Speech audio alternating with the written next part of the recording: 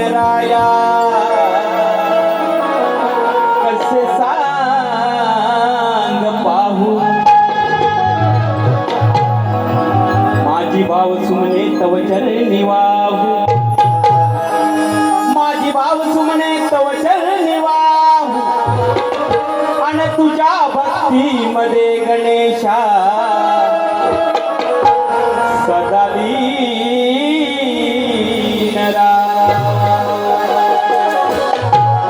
म्हणून मंडळी जो विश्वाचा अधिपती जो चराचरामध्ये व्यापून उरलेला आहे ज्याला आपण प्रथम पूजेचा मान दिलेला आहे जो विघ्न विनाशक मंगलमूर्ती त्याला आळवणी घालतोय बघा सध्या आपण पाहतोय हा उन्हाळा आहे आणि पाऊस आला तारांबळ उडाली पूजा इथे लागलेली होती पाऊस आला तिकडे हलवायला लागली ही व्यथा खरंच म्हणजे हा निसर्ग कोपलेलाच आहे आपल्यावर त्याला कुठेतरी आपण देखील कारणीभूत आहोत मंडळी आणि म्हणून सुंदर विषय गोवा या ठिकाणी सादर करतोय बघा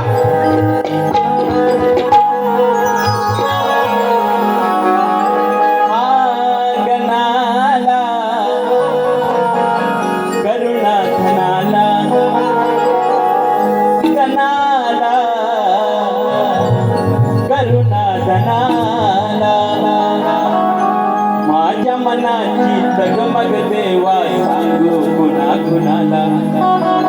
माझ्या मनामध्ये जे कटकटतंय जी तळमळ आहे आता तुझ्याशिवाय कोणाला सांगू म्हणून काय म्हणायचं आहे हे गणराया माझ्या मनाची तगमग देवा सांगू कुणा कुणाला गणाला करुणा धनाला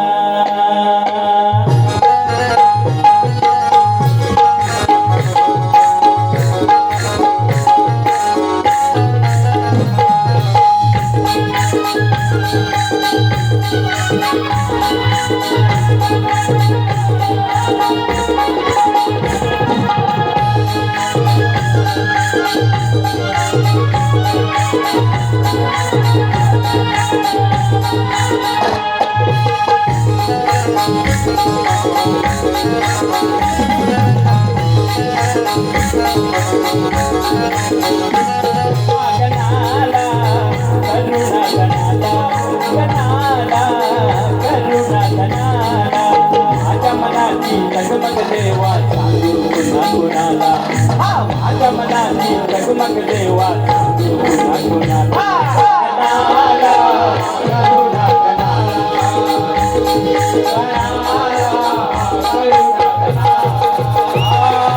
माझ्या मनाची जगमग देवा सांगू कुणा कुणाला माझ्या मनाची जगमग देवा सांगू कुणा कुणाला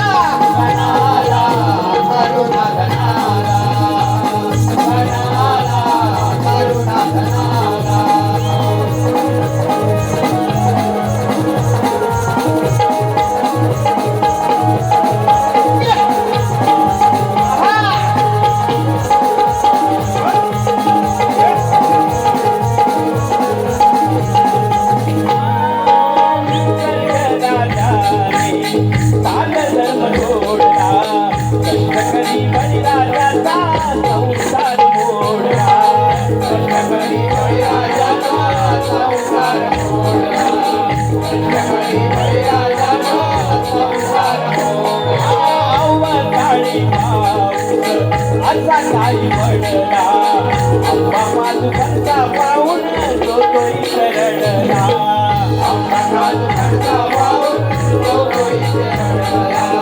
अप्पा माधुकरचा पाहून तो तोही बघताय तुम्ही कारण पाऊस जो जून मध्ये येणारा तो एप्रिल मध्ये येतोय अवकाळी येतोय गारा पडताय आपला शेतकरी कोकणातील काजू आंबा फणस आणि सगळं तुम्ही पाहता यावेळी आंबा नाही काजू पण कमी आहे आणि म्हणून काय म्हणायचं आंबा काजू फणसा पाहून तो तरी रडला आंबा काजू फणसा पाहून तो तरी रडला आंबा काजू फणसा पाहून तो तरी रडला मानीला वर घालीना नियती राखी बनाता मानीला वर घालीना नियती राखी बनाता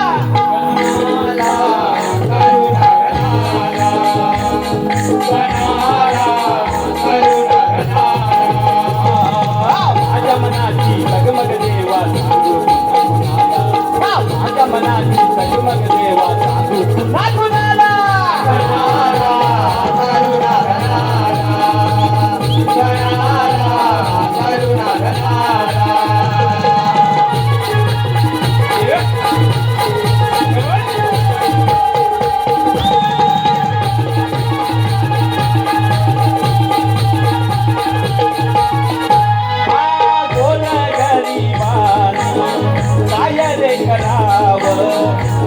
संकटाचे धुके केव्हा करावे संकटाचे धुके केव्हा करावे संकटाचे धुके केव्हा करावे डोळे निधीनाचे अश्रुनी बनावे कबर पोटासाठी रोजची मरावे कबर पोटासाठी रोजची मरावे कबर पोटासाठी हे जे चाललंय हे आपल्या इथवर पोटासाठी मंडळी सगळं दिवसा भरायचं काष्ट करायचं मरमर राबायचं पोट भरायचं परत सकाळी खाली आहे की नाही आणि म्हणून कबर पोटासाठी रोजची मरावे कबर पोटासाठी रोजची मरावे कबर पोटासाठी रोजची मरावे अरुण कुमारा आठवण येते